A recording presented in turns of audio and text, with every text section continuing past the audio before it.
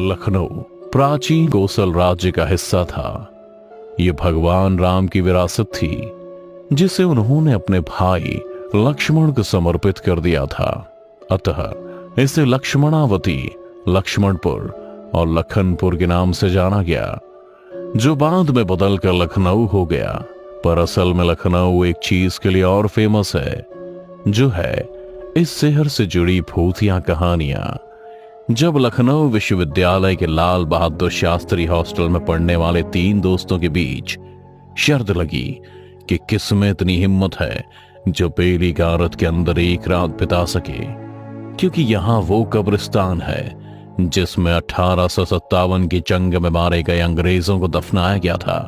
खैर, उन दोस्तों में से एक ने हिम्मत दिखाई और शर्त कबूल कर ली। अगले दिन तीनों दोस्त विश्वविद्यालय से निकले और नदवा कॉलेज और पक्का पुल के रास्ते से होते हुए रेजिडेंसी पहुंचे। रात के करीब 1 बज चुके थे। सन्नाटा छाया हुआ था। अधपक्की सड़क पर महज 1-2 तांगे वाले नजर आ रहे थे। तीनों दोस्त बेली गारत के अंदर पहुंचे। उन दिनों बेली गारत के चारों ओर बाउंड्री वॉल टूटी हुई थी, कोई भी आसानी से अंदर जा सकता था। अब रात के करीब 1 बज चुके थे।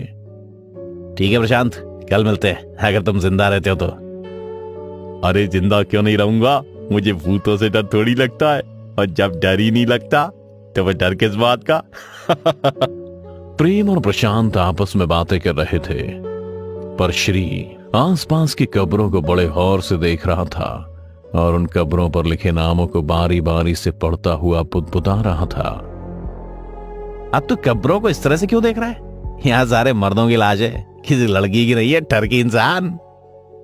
प्रशांत, इसका बस चले तो ये लड़कियों को कब्र से निकाल के बोले, आप बहुत सुंदर लग रही हैं, क्या आप मेरी गर्लफ्रेंड बनोगी? प्रेम की बात सुन प्रशांत भी जोर जोर से हंसने लगा था, जिनकी हंसी पूरे कब्रिस्तान में गूंज रही थी। अरे नहीं प्रेम, मैं तो इन कब्रों पर लिखे नाम को पढ़ रहा था, क्योंकि पिछले हफ्ते जब मैं टीना के साथ यहाँ मजे करने आया था ना, तो इस थॉमस हैंक की कब्र इस कब्रिस्तान की सबसे आखिरी में थी। और ये बात मुझे इसीलिए याद है क्योंकि मैंने इसी कब्र के पास उगे फूलों को उखाड़ कर टीना को दिया था। श्री की बात सुन प्रेम और प्रशांत भी एक पल के लिए सोच में पड़ गए। सबके मन में इस वक्त यही सवाल गूंज रहा था कि आखिर कब्र एक जगह से दूसरी जगह कैसे जा सकती है। और इस बात की पुष्टि इस बात से भी हो रही थी कि श्री के तोड़े हुए फूलों की डाली अभी भी मुरझाई हुई कब्र के पास ही थी। अच्छा ठीक है, अब मुझे और उल्लू मत बनाओ, मुझे डराने की तुम्हारी कोशिश किसी काम की नहीं, समझ गए? मैं इस कब्रिस्तान पे अब कल से वही आऊंगा, वो भी जिंदा। चलो जाओ तुम दोनों, मुझे अकेला छोड़ दो। प्रशांत की बात सुन श्री और प्रेम कुछ नहीं बोले और आपस में बात करते हुए कब्रिस्तान से बाहर आ गए। प्रशांत भी अपने दोस्तों को कब्रिस्तान से बाहर जाता देख साफ देख रहा था। उनके जाने के बाद प्रशांत उसी थॉमस हैंक की कब्र के ऊपर बैठ जमीन पर उगी घास को नोचने लगा। उसकी नजरें पूरे कब्रिस्तान को ताड़ी रही थी कि अचानक ही जमीन से एक हाथ निकला और प्रशांत का हाथ पकड़ उसे कब्र से नीचे गिरा दिया। उसने जब आसपास देखा तो उसे कोई नहीं दिखा, पर जब उसकी नजर अपने ही हाथ पर गई तो उसका हाथ किसी के नाखूनों से नोचा हुआ था, जिससे खून निकलने लगा था। उसने खुद को संभाल एक बार फिर कब्रिस्तान को देखा तो उसे धुएं का बड़ा सा अंबार दिखा, जो उसी को घेरने उसकी तरफ बढ़ रहा था। इससे पहले कि वो कुछ समझ पाता, धुएं ने उसे घेर लिया, जिसकी वजह से उसका दम घुटने लगा और फिर अगले ही पल उसे गोलियों और तलवारों की आवाजें आने लगीं और ठीक उसकी आंखों के सामने स्वतंत्रता सेनानियों ने अंग्रेजी हुकूमत के सिपाहियों को घेर उन्हीं की बंदूक से उन्हीं का सीना छलनी कर रहे थे। तलवारों से उनका जिस्म और उनकी हिम्मत दोनों को काट रहे थे और ये सब प्रशांत के सामने हो रहा था। इतना सारा खून और मौत की गूंजती चीखें सुन प्रशांत की सांसों की गर्माहट अब बढ़ गई थी। पर इससे पहले कि वो कुछ समझ पाता, इस सदमे से निकल पाता, अचानक ही किसी ने प्रशांत को पीछे से धक्का दिया और उसे जमीन पर गिरा दिया। उसने जब पीछे मुड़कर देखा तो कोई और नहीं बल्कि प्रेम और श्री ही थे और धुएं का अंबार एक पल में गायब हो गया। अबे देख कितना फट्टू है ये, अरे जब इतना ही डर लगता है तो यहाँ अकेले आने के लिए आई क्यों करी? जरा अपने चेहरे का रंग तो देख, डर के मारे किस तरह उतरा हुआ है। दोनों दोस्त प्रशांत से कहते हुए इस पर हंसे जा रहे थे, क्योंकि अचानक से धक्का लगने की वजह से वो डर गया था।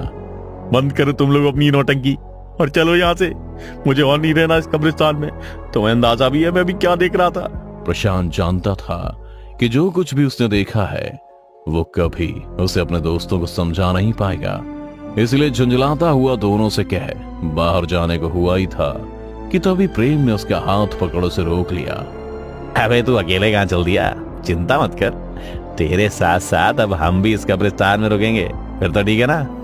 पर रुकना ही क्यों है? छोड़ ये सब सारा, जब से मैं आया हूँ अजीब सी ठंड लग रही है और तुम दोनों के हाथ भी तो बर्फ की तरह ठंडे पड़ चुके हैं। मैं कहता हूँ चलो। प्रशांत प्रेम से कहता हुआ उससे हाथ छोड़ा कब्रिस्तान की बाहर की ओर चल ही रहा था कि अचानक ही श्री ने उसके गले में रस्सी डाल उसे वापस से कब्रिस्तान के अंदर घसीटने लगा। श्री, ये तुम क्या कर रहे हो? मैं प्रशांत, तुम्हारा दोस्त, तुम मेरे साथ ये सब क्या कर रहे हो? प्रशांत चीख चीख कर श्री से कहे जा रहा था, पर श्री ने उसकी एक नहीं सुनी और उसे घसीटता हुआ एक पेड़ के पास ले आया।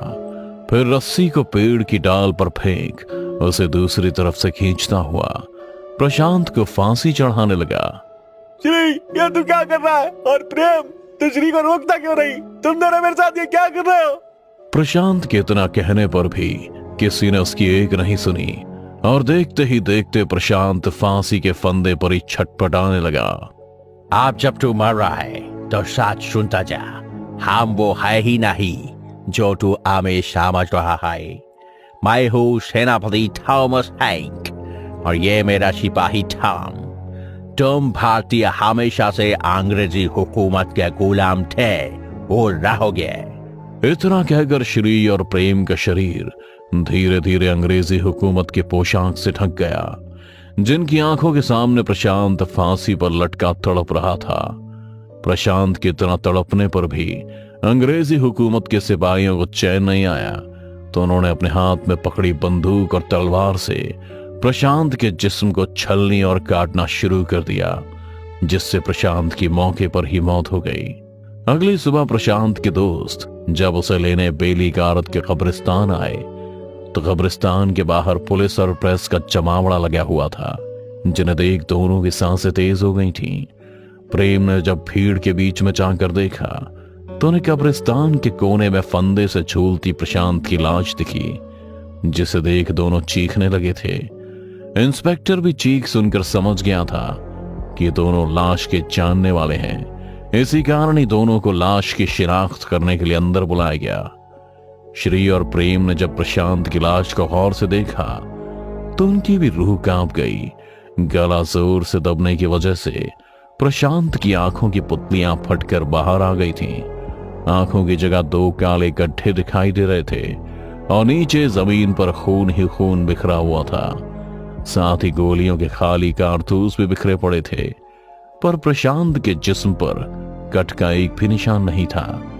दोनों ने लाश को पहचान तो लिया था, पर अब यह केस पुलिस को भी समझ नहीं आ रहा था, क्योंकि पोस्टमार्टम में यह बात साफ हो चुकी थी कि भले ही प्रशांत के जिस्म पर बाहर से कोई कट या किसी खरोंच का निशान ना मिला हो, लेकिन अंदर से उसका शरीर गोलियों से छल्ली पड़ा था और अंदर से मांस, नसें और यहां तक कि हड्डियां भी कटी हुई थीं।